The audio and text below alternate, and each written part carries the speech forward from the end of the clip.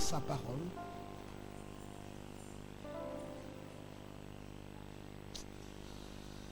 Il y a une bénédiction pour toi. Oui, je sens ça dans mon cœur, c'est pour ça que je répète ça encore. Il y a une bénédiction pour toi. Hein? Tiens ça, tiens ça. Ne laisse pas passer cette saison. Ouais. Il y a une bénédiction forte qui arrive là. On verra une sœur comme ça, avec une opportunité en or. Un mariage va s'accomplir dans ta vie. Une chose inattendue. Quelque chose de formidable comme ça. Un travail, un merveilleux travail. Et quelque chose de formidable. Oui, sois dans l'expectative de ces choses. Amen. Gloire à Jésus. Gloire à Jésus. Que Dieu soit loué. Alors que nous sommes debout. Ah tiens, c'est là. Amen. Nous lisons Matthieu au chapitre 13, le verset 4. Un semeur sortit pour s'aimer. Comme il semait, une partie de la sémence tomba le long du chemin. Les oiseaux vinrent et la mangèrent. Une autre partie tomba dans des endroits pierreux où il n'avait pas beaucoup de terre. Elle leva aussitôt parce qu'elle ne trouva pas un sol profond. Mais quand le soleil parut, elle fut brûlée et sécha, faute de racines. Amen. Elle ne pouvait pas se reproduire parce que le soleil l'a brûlée, il n'y avait pas de sol profond et elle a séché la sémence. Que Dieu bénisse sa parole. Nous sommes assis et je voulais vous dire ce qui fait un peu l'objet de mes méditations ces temps-ci. Même quand j'étais en France, pendant que je méditais sur la parole de Dieu, comme je le fais continuellement d'ailleurs, il m'est arrivé de faire un peu de l'autocritique. Vous savez, quand vous avancez dans votre vie, si vous voulez encore avancer un peu plus loin, il faut savoir marquer un arrêt et faire de l'autocritique. C'est-à-dire que tu ne critiques personne, mais tu te critiques toi-même. Qui a déjà fait ça une fois? Voilà, ah, beaucoup d'entre vous, c'est très bien. C'est-à-dire, il ne faut pas toujours prendre l'habitude de critiquer les gens. Vous critiquez un tel, vous critiquez un tel. Mais il faut parfois aussi arriver à un point où tu te critiques aussi toi-même. Tu te fais de l'autocritique. C'est ce qu'on appelle de l'autocritique. Alors, pendant que j'étais en France, il m'est arrivé de me faire de l'autocritique. Mais j'ai fait l'autocritique au sujet du message que nous avons cru. Le glorieux message que nous avons cru. Ce message, c'est comme un univers. D'ailleurs, quand je dis comme, c'est un univers. C'est ça. Le message, c'est un tout. C'est toute la parole. C'est tout Dieu. C'est tout croyant. C'est toute la volonté parfaite de Dieu. C'est tout ce que Dieu veut. C'est tout ce que Dieu exprime. C'est tout ce que Dieu connaît. C'est tout ce que Dieu parle. Dites un peu Amen.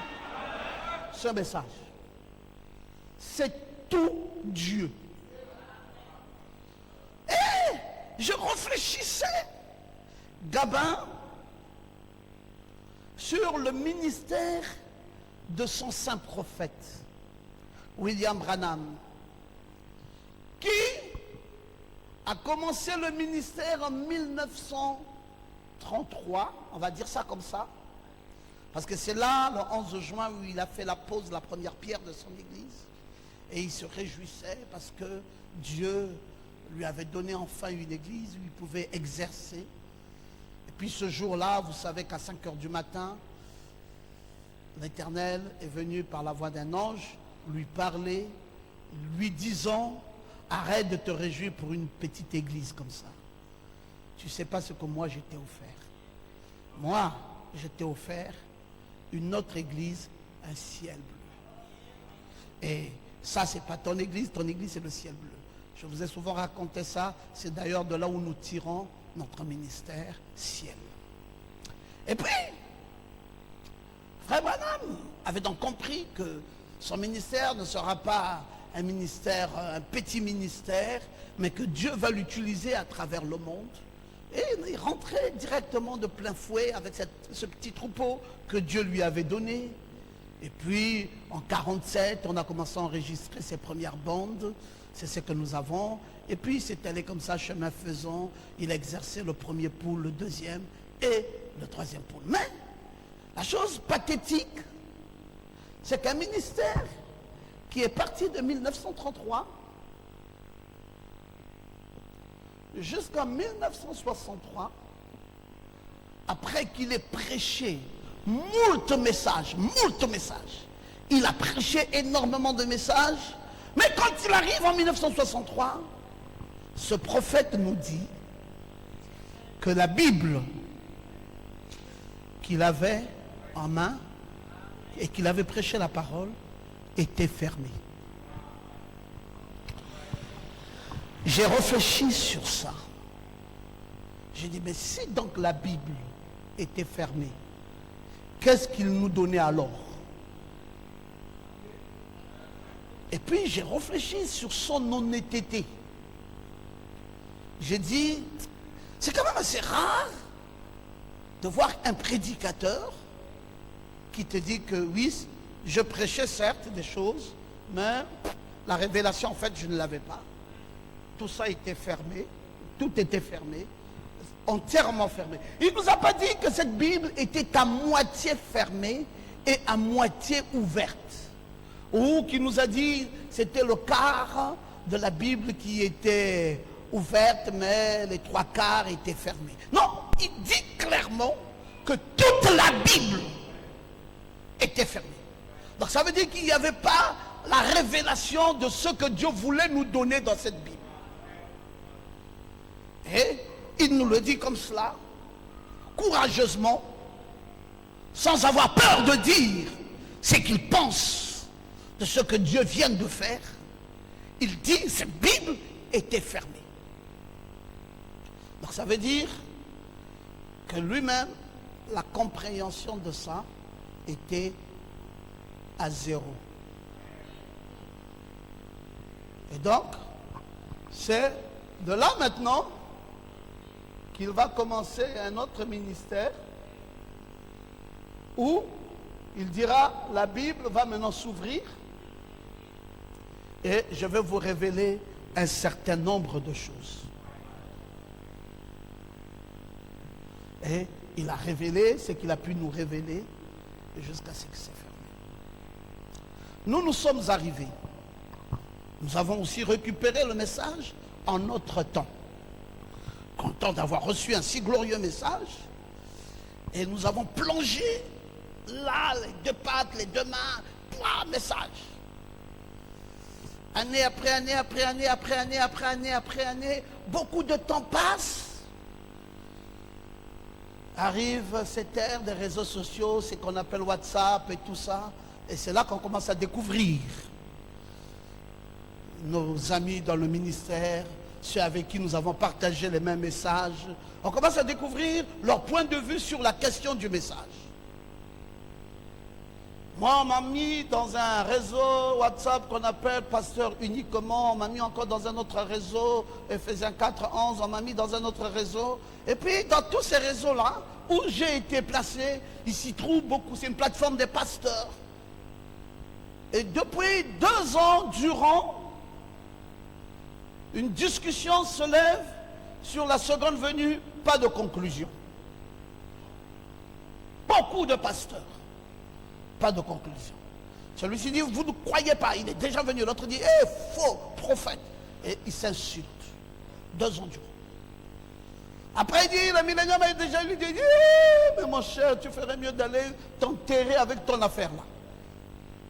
Après, l'autre vient, il dit, écoutez, bon, il dit, eh, toi encore c'est pire. Tu ferais mieux de disparaître. Allez, ils s'insultent. Alors, je me suis posé des questions. Et je me suis dit, est-ce que vraiment nous avons compris où ce n'était pas aussi fermé pour nous? Est-ce qu'on aura le courage de faire comme William Branham a fait? Nous aussi, à notre tour, de venir derrière la chair et de dire, toutes ces années-là, le message était fermé. Et moi, pour ce qui me concerne, c'est maintenant que ça s'ouvre. Et quand ça s'ouvre, ça ne va pas trop s'ouvrir. Parce que le mystère de cette ouverture du message, c'est qu'au moment où il s'ouvre, on va maintenant arriver dans une intrigue. William Branham, la Bible vient de s'ouvrir, gloire à Dieu, béni soit le nom de l'Éternel, réjouissons-nous de ce que la Bible s'ouvre, mais c'est l'intrigue. Il dit la seule chose qui l'intrigue, c'est Apocalypse 8:1. Il y eut un silence d'environ une demi-heure. Il dit, mais pourquoi ce silence? Pourquoi ce vide? Il n'y a rien eu. Tous les sceaux ont révélé des choses, ont dit des choses, mais le 7e sceau ne dit absolument rien. Silence. Il est intrigué. Et il va nous dire que ce 7e sceau m'a intrigué toute ma vie. Alors, comment quelqu'un, un grand prophète, son regard de prophète, va se retourner vers une affaire où il y a un vide? Et il dit toute une vie, il est intrigué rien que par ce vide-là. Alléluia. Ce même prophète, l'une des fabuleuses révélations, c'est qu'il va nous dire qu'il y a 7 âges de l'Église. Vous savez, c'est ça, c'est la crème sur le rocher. C'est ce qui nous a permis de connaître qu'après Jésus, tout a été échelonné et que le Fils de l'homme a marché au milieu d'un chandelier d'or, et au cours de ce chandelier qui se trouvait dans le lieu saint, dans le tabernacle ancien, était bien l'Église de nos jours, et il y a eu 7 âges de l'Église avec des dates précises. Wonderful. Un pape va à Jérusalem, une éclipse se fait, et voici donc le résultat de ce que nous allons avoir de cet âge de l'Église. Mais il va se trouver que quand les étages de l'Église sont filmés par l'entremise de cette éclipse, on va voir des croissants de lumière. Des croissants de lumière. Après peut-être du noir ici, peut-être là ou comment. En tout cas, je ne reproduis pas ça exactement, mais bon, juste pour vous donner une idée. Et puis, il y en aura au total 7. Et puis, il y en aura au total 7.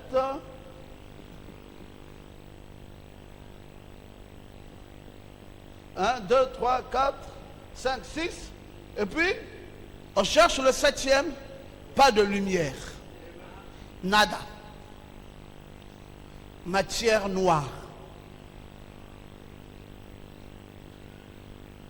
Et ce prophète dit que le 7e âge de l'Église, il n'y a rien eu.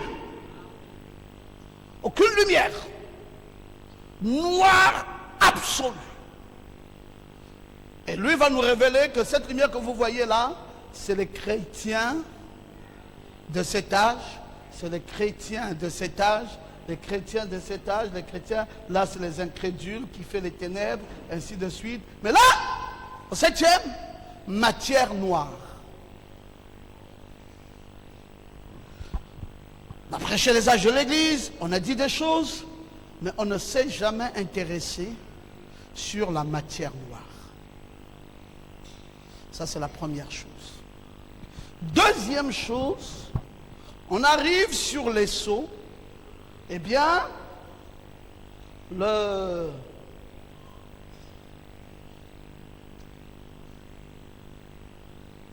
nuée vient et le 7e sceau est révélé. Un silence, un autre vide dans lequel il n'y a rien. On a une matière noire ici. On a une énergie noire ici. Dans les sceaux et dans les âges. Sommes-nous interrogés pourquoi ce vide ici et pourquoi ce vide là-bas? Et nous nous retrouvons avec le vide. J'ai voulu savoir pourquoi, qu'est-ce qui peut bien expliquer un vide. Je commençais à interroger les hommes naturels. Parce qu'il dit, nous sommes les hommes spirituels, et il appelle les hommes de science les hommes naturels. J'ai commencé à interroger les hommes naturels, ou alors les hommes de science. Qu'est-ce qu'ils penseraient, eux, de ce vide? Ou de cette matière noire qui ne révèle rien, alors que nous sommes dans un âge bien précis? Je me rends compte de plus en plus que eux diront ceci. Ils disent que dans tout l'univers, il y a un vide qui constitue un assez grand pourcentage. Il dit, s'il faut évaluer cela en exposant, ils disent, c'est 10 exposant 85. Ça veut dire que c'est grand et c'est fort de ce que ça peut constituer dans l'univers. Ils disent, mais ce 10 exposant 85 de l'univers, qui constitue une grande portion de l'univers, est vide. Mais ils disent que ce vide ne veut pas dire qu'il n'y a rien. Ah! William Branham dit, attention, le silence du 7e sceau ne veut pas dire qu'il n'y a rien. Vous savez qu'il y a des tendances qui sont créées dans le message, et une tendance qu'on appelait les franquistes.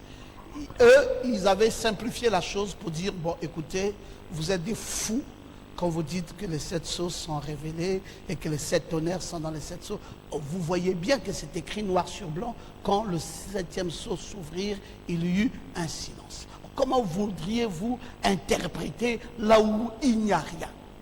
Les scientifiques disent, cet espace du vide ne peut pas vouloir dire qu'il n'y a rien. Ils disent, il y a quelque chose à l'intérieur, et il dit, il y a de l'énergie. Il dit, dans chaque vide, ce n'est pas le vide, mais c'est l'énergie qui est à l'intérieur. Alors, on commence à comprendre de plus en plus qu'il y a des choses que nous devons scruter, nous devons creuser. Parce qu'il y a des choses, il y a beaucoup de choses que nous devons scruter qui se trouveraient cachées dans cette matière noire et dans cette énergie noire. D'ailleurs, il dit pourquoi nous disons noir. Nous ne disons pas noir parce que c'est la couleur noire. Il dit non, les scientifiques ne disent pas noir comme ça. Ils disent que le noir, c'est le symbole de l'éloignement. Il dit si vous vous tenez là debout, vous voyez quelque chose proche, elle est plus brillante. Et si maintenant, elle commence à s'éloigner, et qu'elle s'éloigne davantage, alors bientôt ça va disparaître de votre vue, et vous ne verrez plus rien d'autre. Et c'est pour ça qu'ils appellent ça noir. C'est le noir par rapport à l'éloignement qui fait que la chose ne soit plus perceptible ni visible. Ils disent noir. Mais une énergie et une matière. Alors, que disent-ils? Les hommes naturels de William Branham disent que dans l'univers que vous voyez ici, on repartit cet univers en trois. Ils disent, la première chose que vous allez retrouver dans cet univers,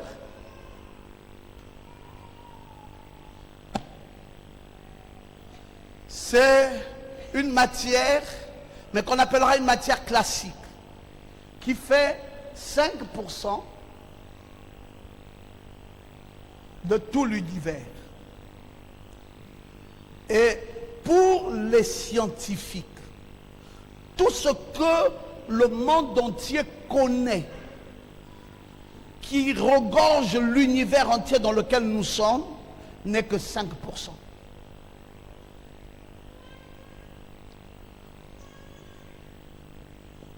Et ils disent 95% de ce qu'il y a dans l'univers, il faut qu'on aille à sa découverte. Ils disent c'est là, mais nous ne connaissons pas. Alors, ils prennent les 95%, ils découpent ça en deux. Ils disent 27%, c'est la matière noire et 68%, c'est l'énergie noire.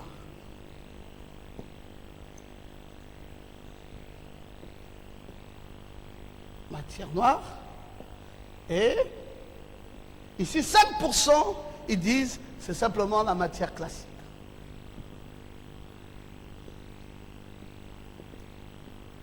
Alors c'est un grand débat. Un grand débat s'est soulevé entre tous les scientifiques du monde entier. Ils devraient être ensemble pour être en conformité avec une pareille thèse. Personne d'entre eux n'a contredit ça. Tous les scientifiques ont dit le monde dans lequel nous vivons est naissant. Nous ne connaissons pratiquement rien. Nous ne connaissons à peine que 5% de l'univers qui nous environne. Et 98% et 95%, c'est tout ce que nous ne connaissons pas. Oh, ça m'a choqué quand j'ai entendu les scientifiques dire ça. Je me suis dit, mais attends, il dit ça sur quelle base? Mais j'ai été rattrapé quand j'ai su que William Branham, en 30 ans de ministère, va nous dire qu'il ne connaît rien, la Bible est fermée. Donc, il n'a rien puisé de là, ça a été fermé, c'est maintenant que ça va s'ouvrir. Ah, si lui a pu nous dire ça, ça veut dire qu'en matière de révélation, il y a beaucoup de choses qui se cachent, aussi bien aux astronautes spirituels qu'aux astronautes naturels. Nous sommes les astronautes spirituels, eux sont les astronautes naturels. Alors, il y a des choses qu'effectivement, qui sont cachées à nos yeux, que nous ne connaissons pas. Mais est-ce que l'Église va-t-elle rester dans cette ignorance? C'est une interpellation plus forte que l'interpellation que nous avions hier. Ça veut dire que de plus en plus maintenant, nous devons être plus que sérieux avec ce Dieu et nous devons aller à la recherche de ce que nous ne connaissons pas, parce que c'est étonnant de voir comment nous fonctionnons en tant qu'Église. Vous sentez que nous sommes une Église plus qu'affaiblie. Je dis bien une Église plus qu'affaiblie.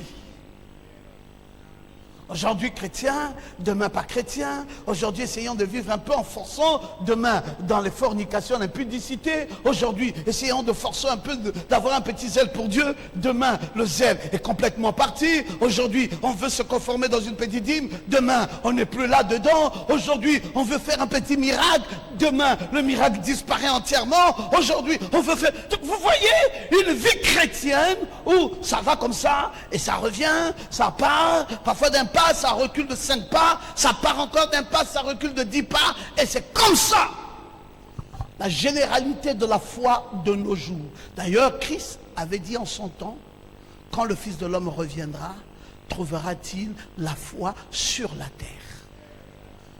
Donc, il y a un problème sérieux, un problème de foi, mais cette foi vient de ce que l'on entend. Et ce que l'on entend dans la parole de Dieu. Mais si nous n'entendons pas ce qui nous convient d'entendre, il nous sera difficile de nous élever spirituellement à la dimension, parce que en vérité, nous ne sommes que ce que nous mangeons. Nous ne sommes que le résultat de ce que nous mangeons, et nous ne pouvons pas aller beaucoup plus loin que ce que nous mangeons de la part du Seigneur. Alors, donc, il y a problème. Lisons un peu notre prophète. Il dit dans le message, je n'ai point été désobéissant à la vision céleste. Il dit, il y a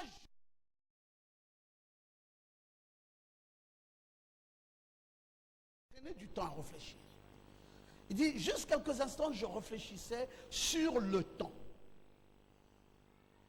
Je pensais juste comment la science, comment on considère l'homme naturel, donc le scientifique.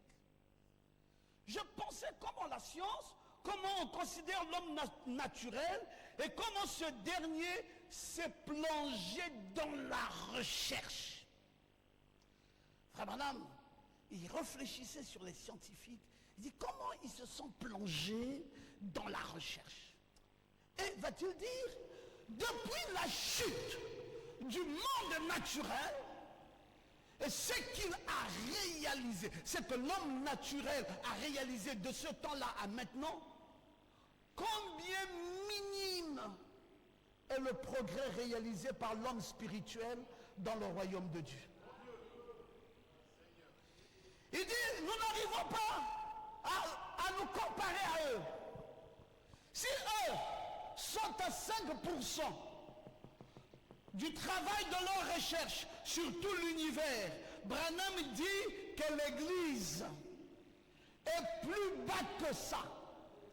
Il dit que l'homme de science, l'homme naturel, ce dernier s'est plongé dans la recherche depuis la chute naturelle, et ce qu'il a réalisé. Le frère Branham dit, combien minime est le progrès réalisé par l'homme spirituel dans le royaume de Dieu.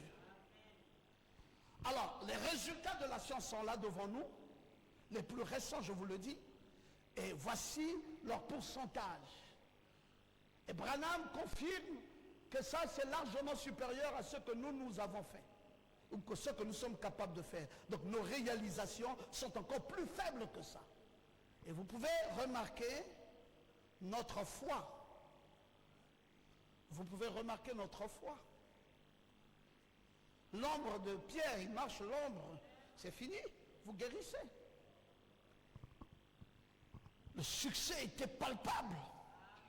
La foi est une affaire où tu viens à l'église quand le culte commence à 18h, toi tu es là à 15h.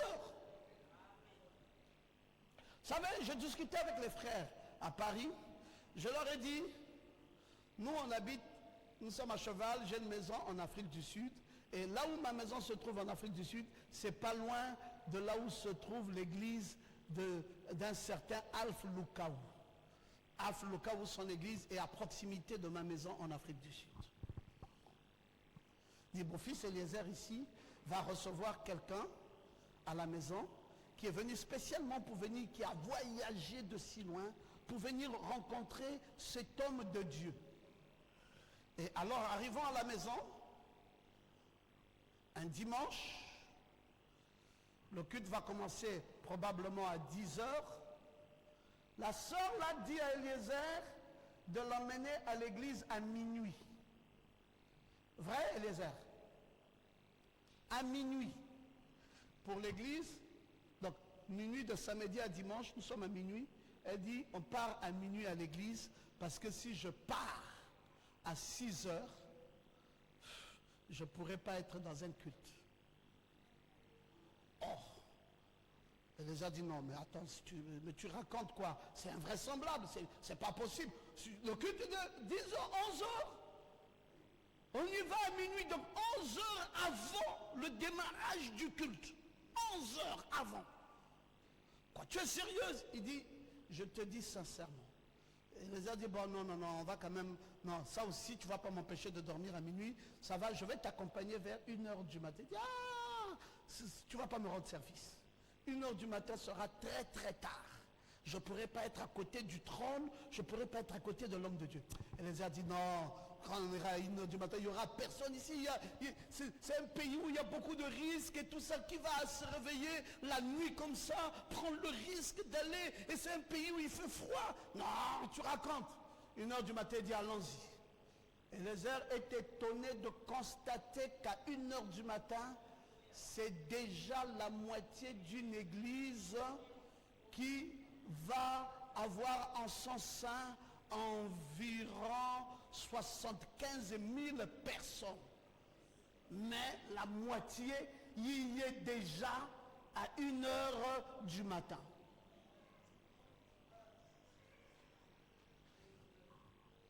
Qu'est-ce qui se passe? Et là, nous avons en face de nous ce que nous appelons la Vierge folle. Nous avons en face de nous ce que nous appelons la Vierge folle. Et qui vraiment est aussi la Vierge folle. Ce n'est pas que nous abusons quand nous les appelons comme ça. C'est bien ce qu'elle représente. C'est bien ce qu'elle est. Mais qu'est-ce qui peut expliquer que moi, qui suis Madame Jésus,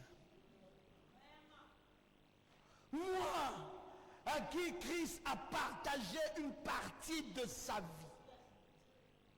moi, à qui il a donné l'autorité de son pouvoir, moi, qui suis rien que sa moitié directe, moi, qui ai reçu le plus grand de tous les prophètes d'Enoch à nos jours, qu'est-ce qui peut bien expliquer que ce soit moi qui suis le plus refroidi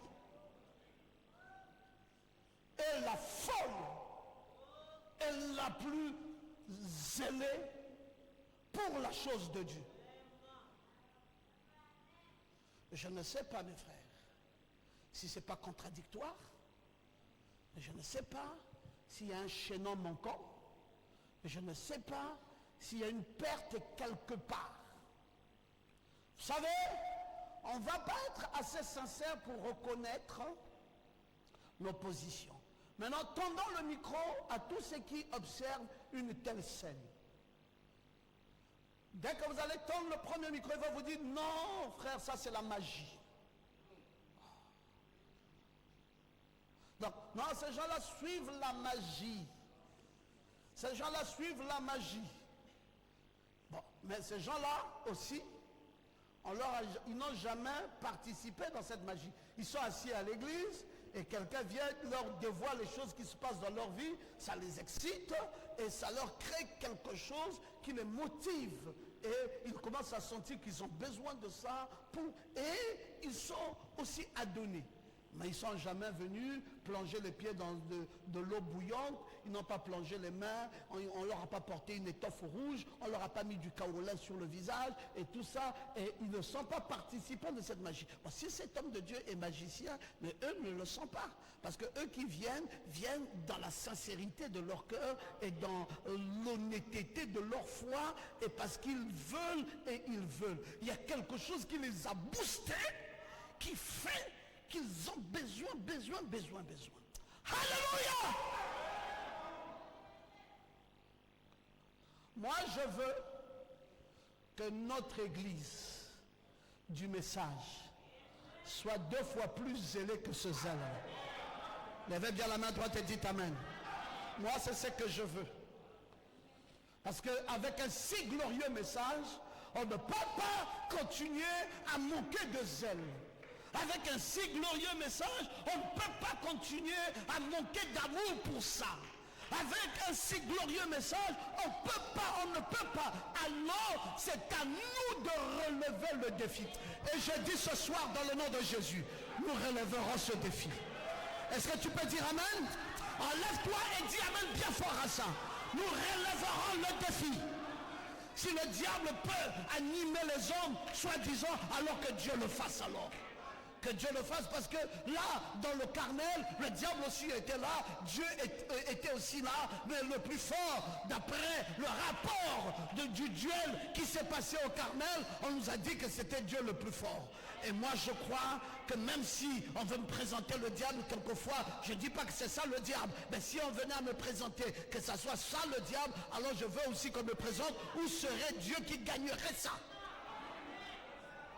J'aimerais que tu dises amen. Admettons que ça soit le diable, où est Dieu qui gagnerait ça?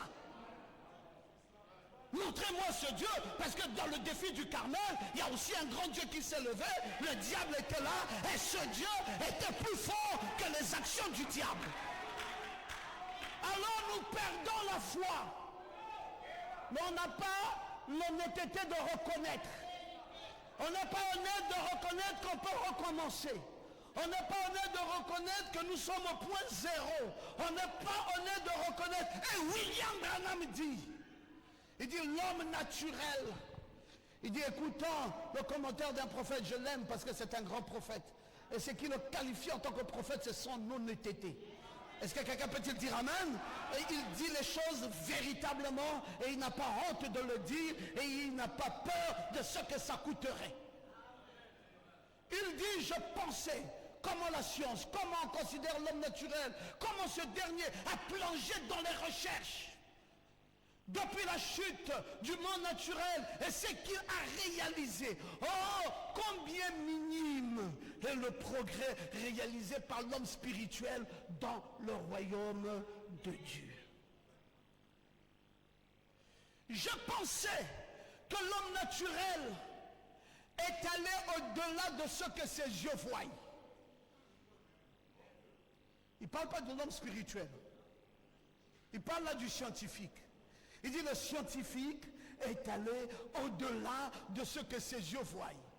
Il tire un atome du ciel, il divise en deux et cela détruit la vie humaine. Et si l'homme naturel qui ne connaît rien de Dieu et qui ne peut rien connaître de Dieu, à moins qu'il ne se convertisse, alors son âme devient vivante par le surnaturel. S'il peut faire cela dans le domaine naturel, que devrait être en train de faire l'homme de Dieu?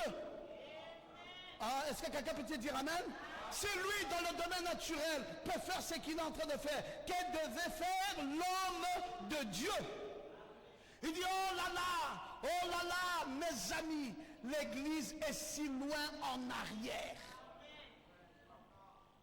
L'église est où? Si loin en arrière. Et frère Branham dit, prions pour que Dieu élève son église. L'homme naturel peut-il, en utilisant les ressources naturelles, obtenir des résultats plus grands que ceux des gens qui se disent eux-mêmes des chrétiens? L'homme de science a des résultats.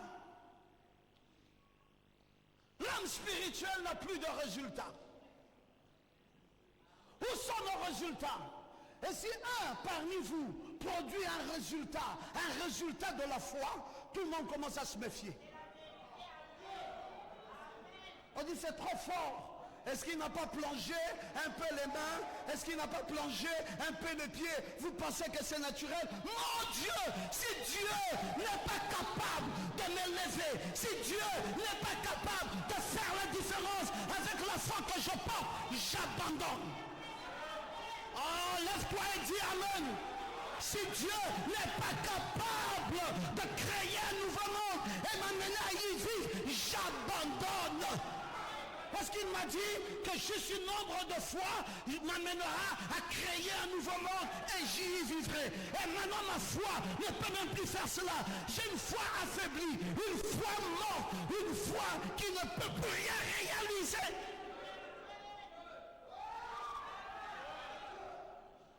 Tu te réveilles le matin malade. Tu marches à midi malade. Le soir malade. Ta vie ne fonctionne pas bien. Il n'y a pas de joie dans ton cœur. Il n'y a pas de plaisir dans ton cœur. Il n'y a aucune prouesse dans ton cœur. Il n'y a rien qui se fait.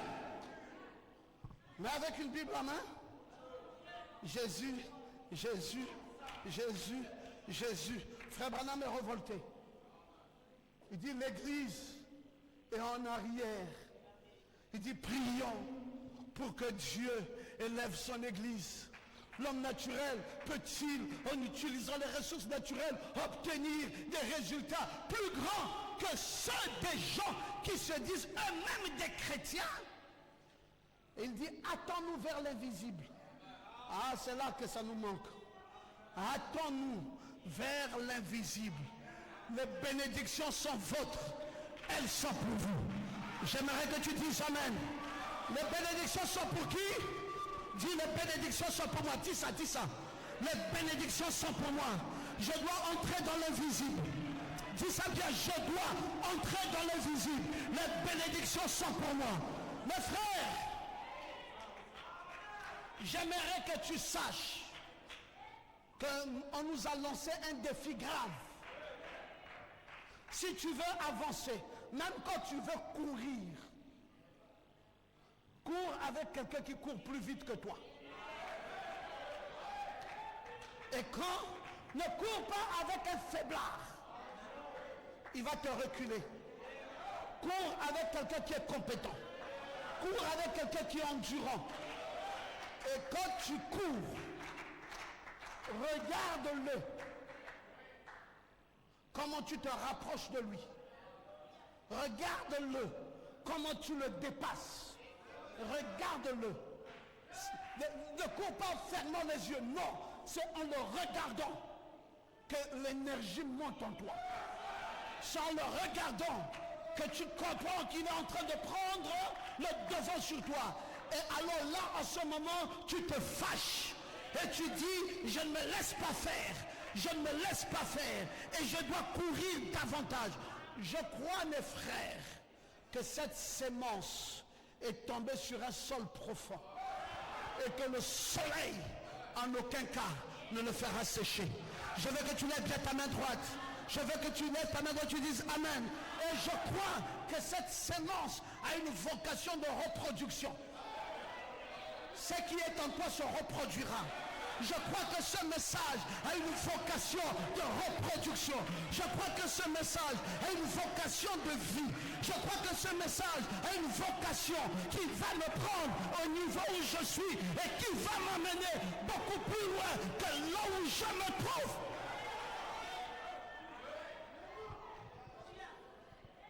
Alléluia! Que je comprenne mon environnement. Que je comprenne là où je me tiens. Que je sois un homme révolté. Que je sois un homme qui appelle Dieu au défi. Que je sois une femme qui dit à Dieu, Dieu, moi je veux te voir. Dis encore Amen bien. Seigneur, je ne regarde pas mon frère qui a perdu la foi. Je regarde celui qui a un peu plus de foi que moi. Parce qu'il y a trop de gens qui ont perdu la foi. Il y a trop de gens qui n'inspirent plus. Il y a trop de gens qu'on ne peut plus suivre. Leur témoignage est gaspillé. Leur vie est gaspillée. Leur expérience est gaspillée. On ne peut plus rien avec cela. Seigneur, je veux regarder qui est vainqueur, qui est fort, auprès de qui je dois m'identifier. Je dois m'identifier à qui a démontré une course réelle, qui a démontré qu'on est capable de créer un nouveau monde, qui a démontré. Oh, est-ce que tu peux dire Amen? Est-ce que tu peux dire Amen bien?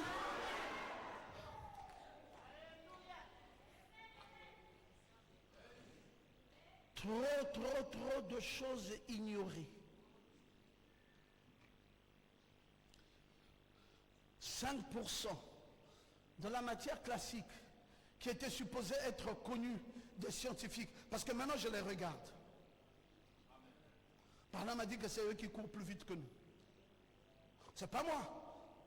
Parla m'a dit que nous sommes inférieurs à eux.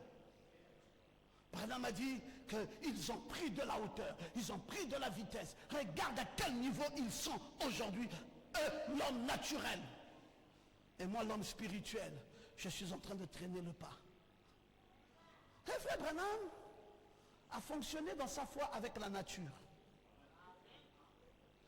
Il ne restait pas là comme un imbécile qui pouvait s'asseoir pour dire, bon, de toutes les façons, Dieu, tout ce qui se fait là, ça c'est le monde, tout ce qui se fait là, ça c'est le diable. Moi, je me contente là où tu m'as placé et je regarde à toi. Si tu me lèves, tu me lèves. Si tu m'abaisses, tu m'abaisses. Si tu fais...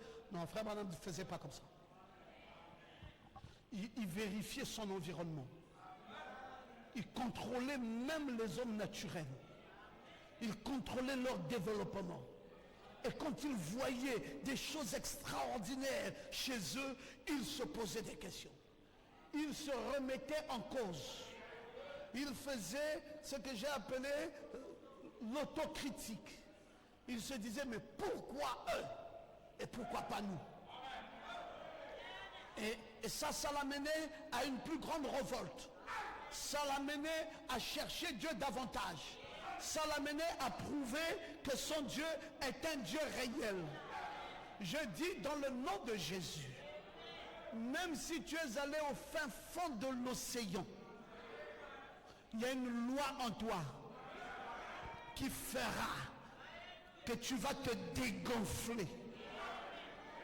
Parce que dans la vessie natatoire qui est en toi, il y a la possibilité de te dégonfler, de sortir l'air que tu as emmagasiné, qui t'alourdit dans la prospérité, qui t'alourdit dans une bonne santé, qui t'alourdit dans la joie. Tu te dégonfles et tu prends la résolution de te mettre en surface.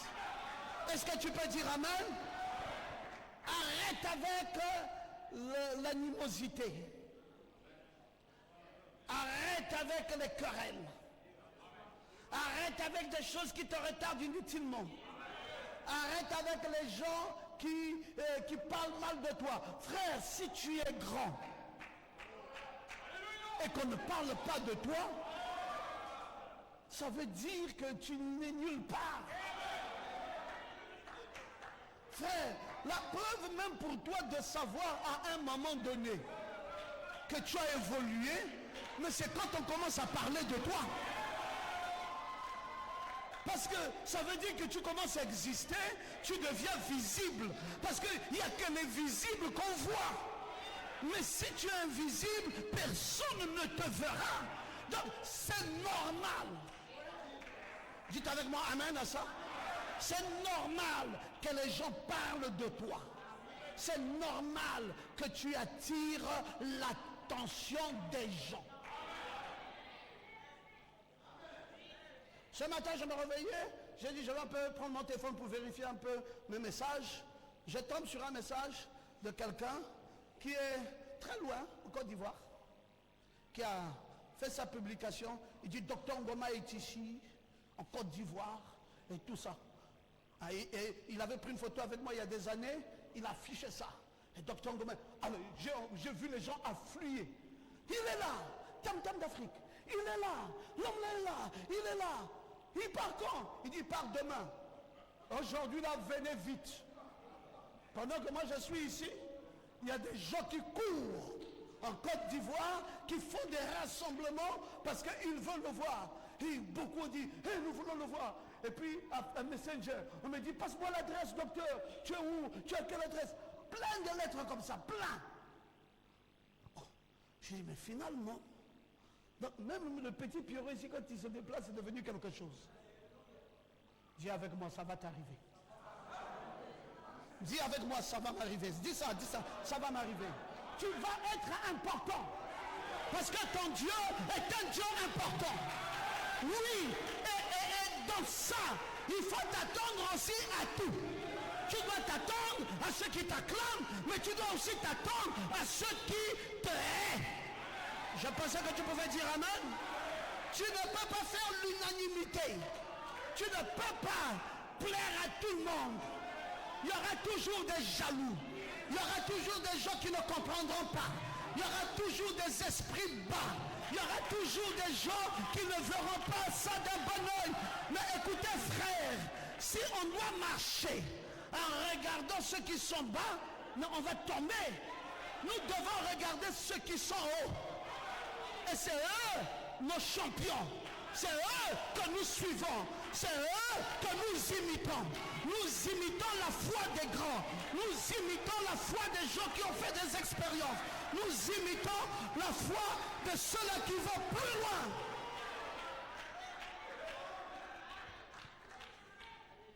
Est-ce que tu peux dire amen à ça? Où es-tu maintenant? Où es-tu? La loi de Dieu est en toi. Si le poisson disait, un instant, je veux bien retenir mon souffle, je vais aspirer un peu d'oxygène, ou voir si je peux descendre. Non! S'il fait cela, Frère Branham dit, dans le message, la restitution de l'arbre de l'épouse, nous sommes au paragraphe 69, il dit, si le poisson fait ça, pour dire, je vais bien retenir mon souffle, je vais aspirer un peu d'oxygène, et voir si je peux descendre. Il dit, s'il fait ça, il éclatera. Si l'oiseau disait, je veux voir à quelle vitesse je peux filer ici, et peut-être que je m'envolerai. Non, Frère Branham dit, ça ne marchera pas. Il tomberait. Vous voyez, il doit savoir comment contrôler, comment cette loi peut le diriger. Il est régi par une loi. Et il contrôle cette loi de Dieu. Il sait que ce n'est pas par lui-même. Il sait qu'il n'a pas cru dans ce message parce qu'il était plus spirituel que les membres de sa famille. Frère, un jour Dieu t'avait téléphoné pour dire, je vais te donner la chose la plus glorieuse qu'il y a dans ce monde. Tu savais que tu vas rencontrer le message? C'est Dieu, dans son amour incommensurable, qui t'a fait la grâce. Toi pécheur, toi buveur de régabe, toi féticheur, toi adultérin, toi femme de mauvaise vie, Dieu a dit, toute cette mauvaise vie, j'arrête ça aujourd'hui. Voici, je te donne le glorieux message. Est-ce que tu peux dire amen à ça? C'est un don qui vient de l'Éternel. Alors pourquoi est-ce que tu fais les choses comme si c'est par toi que ça dépend de toi? Frère Branham dit que le petit poisson ne fera rien parce que ça ne dépend pas de lui. Il dit que l'oiseau ne fera rien parce que ça ne dépend pas non plus de lui. Il dit mais ça dépend de qui? Il dit c'est Dieu qui contrôle par ses lois. Voilà pourquoi nous disons que c'est une bonne chose que de jeûner et de prier, car c'est ce qu'enseignaient les Écritures. Mais si vous vous limitez seulement à jeûner et à prier, ce n'est pas suffisant. Vous devez chercher à connaître les lois de Dieu. Pas simplement prier, jeûner, prier, jeûner. Frère, ne fais pas des histoires des religieux. Toi, tu as un but à atteindre. Je veux que tu dises amen très bien. Tu dois prouver aux gens de ta famille que le Dieu que tu sers est un Dieu réel. Frère, c'est que je vous dis, tu as un défi de faire ça. Tu dois prouver aux gens de ton quartier. Tu dois prouver aux gens qui t'ont vu grandir. Tu dois prouver à l'humanité tout entière que tu es un choix de Dieu. Et ta vie doit avoir un impact. Et un impact sérieux sur l'humanité. C'est pour ça, maintenant, il faut contrôler ta façon de voir. Change ta vision. C'est quoi ta vision? C'est quoi ta façon de voir? C'est quoi ta façon d'être? Il y a 2 jours, 2 jeunes gens sont arrivés chez moi, ils venaient pour voir Maman Goma, et puis, paf, ils sont tombés que j'étais à la maison. Un d'entre eux a crié, waouh, waouh, c'est maintenant que je peux voir Docteur Goma. Je rêve de te rencontrer. Je dis, ah bon? Il dit, docteur, vous ne savez pas comment tous les jours dans Libreville ici, dans les églises du message, comment nous témoignons de vous. Je dis, ah bon? Il dit, ah, votre église de Logos. Mais c'est notre chant, c'est notre mélodie de gloire. Et vous-même alors, mais vous êtes notre témoignage. Vous êtes celui qui nous fait l'honneur. Nous avons du plaisir à vivre dans ce message à cause de vous. Je dis, ah bon?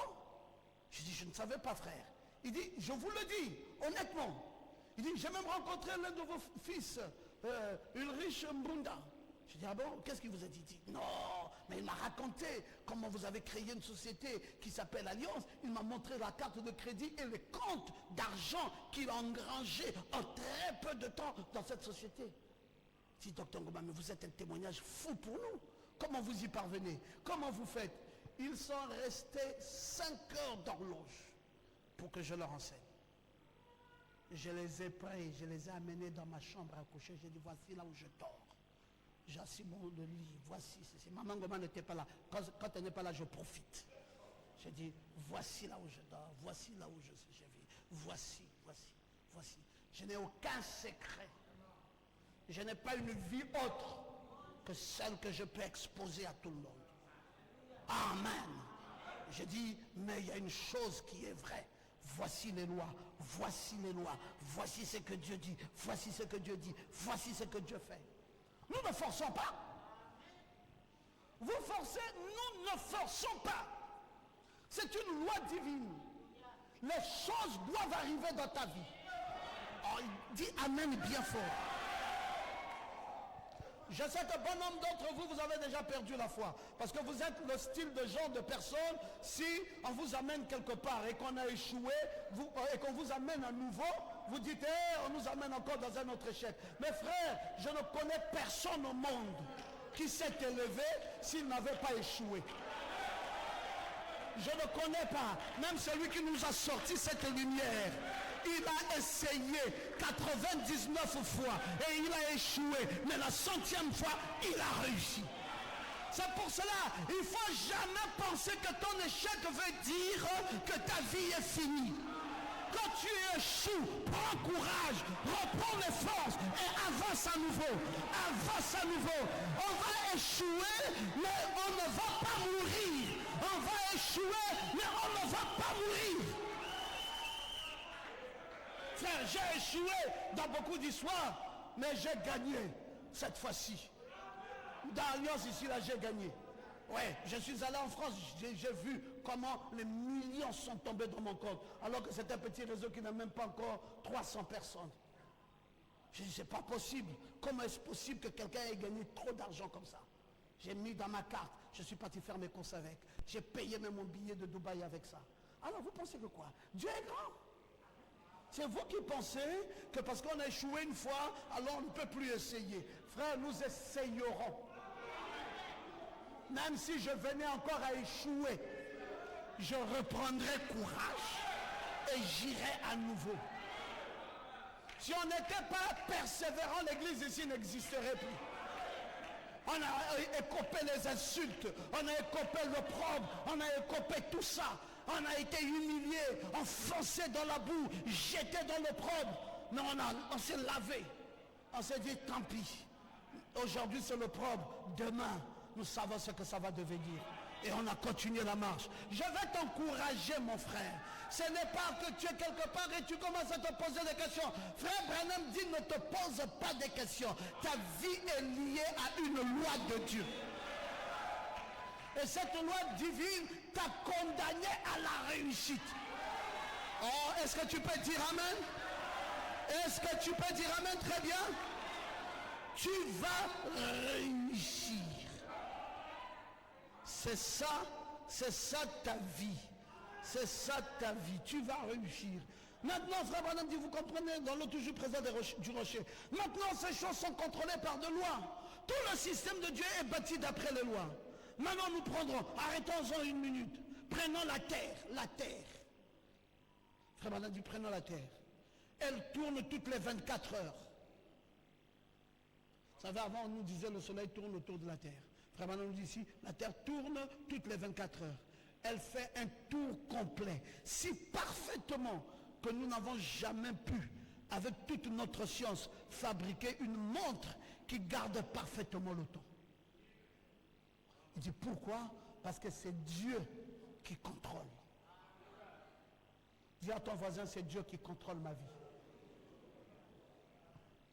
N'aie peur de rien. Oh, j'ai échoué. Et bientôt mon âge, je ne sais pas s'il y avait un homme qui va m'épouser. Frère, tu connais le Dieu que tu sers? Tu sais pourquoi tu es ici? Tu sais ce que ça veut dire être assis à Logos? Tu sais la qualité de foi que nous développons ici? C'est une bombe atomique. Même si ça prend du temps, ça arrivera. Que ta vie qui était enfoncée se relève. Je veux que tu dises amen très bien. C'est pour cela, frère, qu'on se moque de toi, qu'on te critique, qu'on parle de toi, qu'on fasse tout ce que les hommes font. Toi, garde tes regards vers le Dieu qui a dit qu'il y a une loi. Frère Branham dit, il y a la loi. Toutes les 24 heures, la terre est en train de faire son tour complet. Mais avec toute notre science, fabriquer une montre qui garde parfaitement le temps. De temps en temps, les meilleures montres qu'on fabrique au cours d'une année vont soit avancer, soit retarder de quelques minutes. Mais la terre ne manque jamais d'être là à la seconde. Parce que ce n'est pas quelque chose qui est fabriqué par Dieu. C'est Dieu lui-même. Oh, dites encore amen très bien. C'est Dieu qui a fabriqué ça. Il dit ça sera toujours là. Mais la terre ne manque jamais d'être prêt, d'être là à la seconde. C'est si parfait que les hommes de science aujourd'hui et les astronomes peuvent vous dire à partir de maintenant, juste exactement là où le soleil et la lune se croisent dans 20 ans ou 50 ans.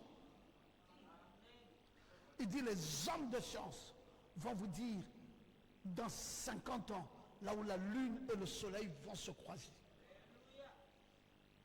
Ils ont maîtrisé les lois de la nature. Ils ont maîtrisé les lois de Dieu.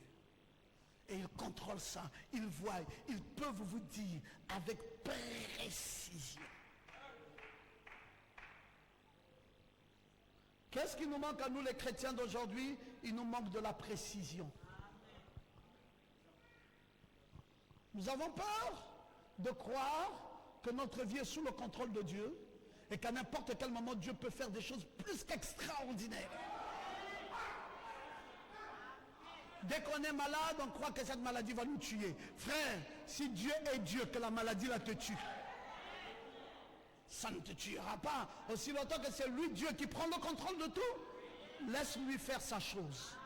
Toi, tu n'as rien à revendiquer ici sur la terre. Dieu t'a pris et il t'a aimé et il t'a amené ici pour que ton nom soit l'exploit. Ta vie soit l'exploit. Tout ce que tu entreprends soit l'exploit et qu'il n'y ait plus d'échec. nous allons contrôler l'univers. Frère, ce que nous disons est vrai. Ce que nous disons est vrai. Nous prendrons possession. Ciel Logos prendra possession des nations entières. Et si tu montes un frère ici, il viendra de la France t'épouser ici. Est-ce que tu peux dire amen? Ces choses-là, c'est ce que nous allons maintenant. Il faut qu'on s'habitue à vivre ça. Il va se passer des choses extraordinaires. Il faut qu'on s'habitue à vivre ça. C'est un nouveau monde dans lequel il n'y aura plus d'échecs. Que je t'entends de dire amen. Ne sois plus dans l'ignorance. Entre dans l'exactitude des lois de Dieu. Nous avons trop ignoré des choses. Regardez, 95% d'ignorance dans la science. Et alors nous dans le message, on est à combien? Branham dit qu'ils sont déjà plus avancés que nous. Qu'est-ce que nous en savons nous? Nous ne maîtrisons rien. Même un petit féticheur peut maîtriser quelques petites lois que toi le chrétien, tu ne maîtrises pas. Tu dis je ne vois rien, je ne vois rien. Mais dans le rien là, il y a une énergie. Et tu connais la puissance de cette énergie, la puissance de cette énergie qui est en toi et attachée au 7e sceau, te fait traverser des barrières sans que la barrière ne s'écroule. Tu rentres et tu sors. Oh, dis un peu amen. La barrière est là, mais toi tu rentres, tu traverses la barrière parce que tu n'es pas un être humain matériel, tu es une énergie. C'est pour ça que Branham dit, hâtons-nous d'aller dans l'invisible. Ne reste plus là. Tu es une énergie, tu es un esprit, tu es une puissance. Il y a des choses que tu ne peux plus expliquer aux gens. Vous savez, parfois quand il m'arrive de grandir dans la foi et de m'arrêter, et je dis, mais mon Dieu, ça je ne peux plus expliquer ça. Je dis, il y a des choses maintenant, si je commence à expliquer, ils ne vont pas comprendre. Parce que nous traversons des barrières, mes frères. Vous voyez tout un mur, mais vous traversez. On dit, mais comment tu as pu traverser? Une énergie. Dans le vide, là, il y a quelque chose. Il y a un secret derrière le 7e sceau qui amène un nouveau monde. Il y a une puissance derrière toutes ces choses. Où sommes-nous, mes frères? Où sommes-nous avec les choses magnifiques que Dieu nous a données? Alléluia. Dans l'ignorance. Vous allez demander à l'église, est-ce que tu connais le 3e testament? Il dit, 3e testament, depuis quand? Est-ce que c'est encore frère Branham? Alors frère, laissons tomber. Frère Branham a parlé du 3e testament. Du 3e testament. Consultez le message. Bon, pourquoi c'est?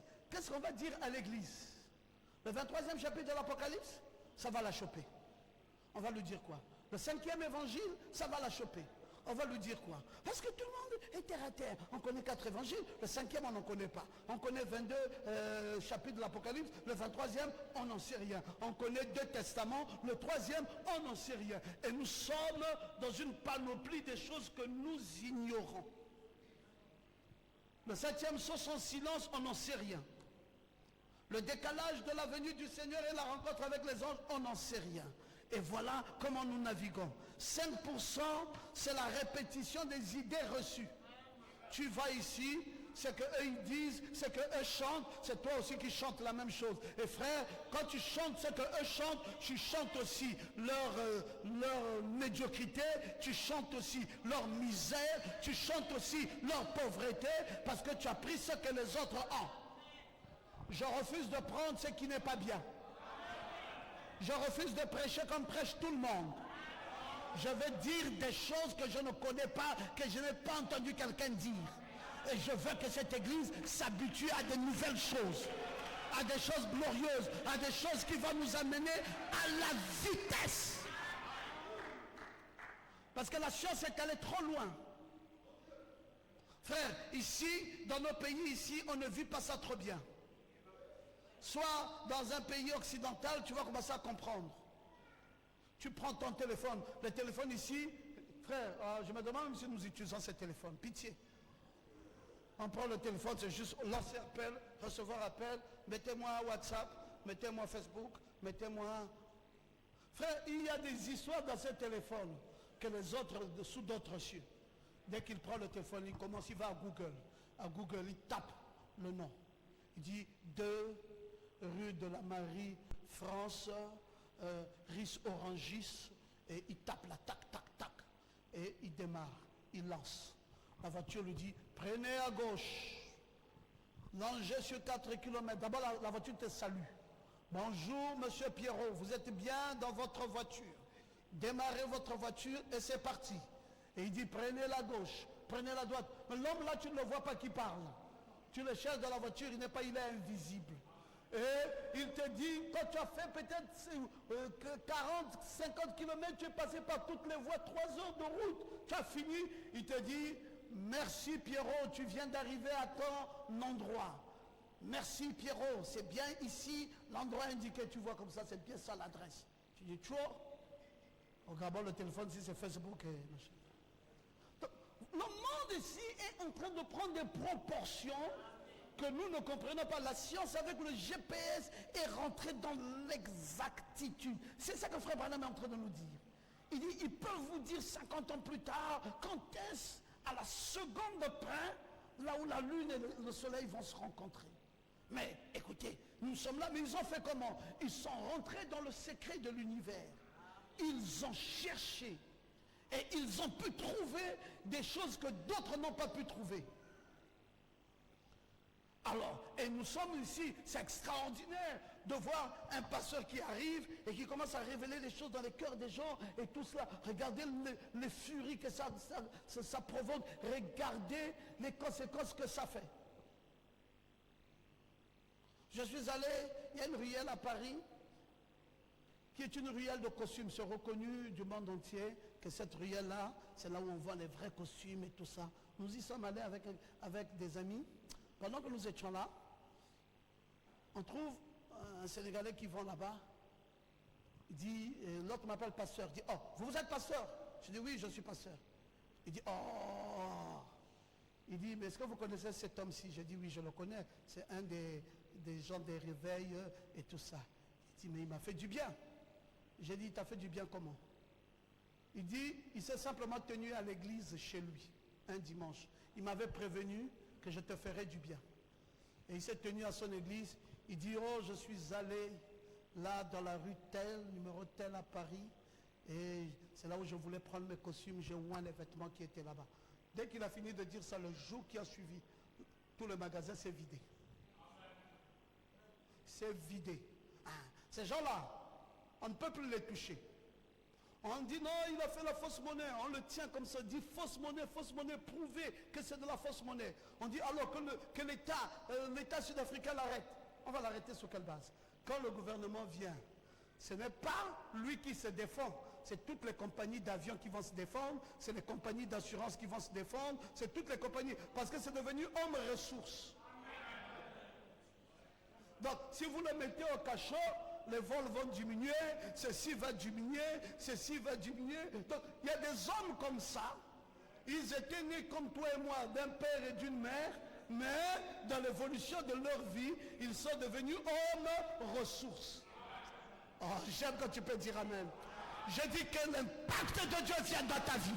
Je dis que la gloire de Dieu brille sur toi. Et que tu deviennes une personne ressource. Que tu ne choues plus jamais dans ta vie. Et que tous les échecs s'écartent de ta vie. Que la gloire qui accompagnait ce message t'accompagne désormais. Et qu'un nouveau souffle s'installe dans ta vie. Je ne veux plus le Dieu de médiocrité.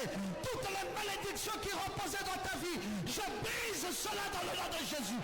Et je déclare dans le nom puissant de Jésus-Christ une nouvelle vie s'installant en toi. Que la gloire de Dieu vienne. Amen. Que le Seigneur vous bénisse. Gloire à Jésus. Donnez-lui la gloire, mes amis.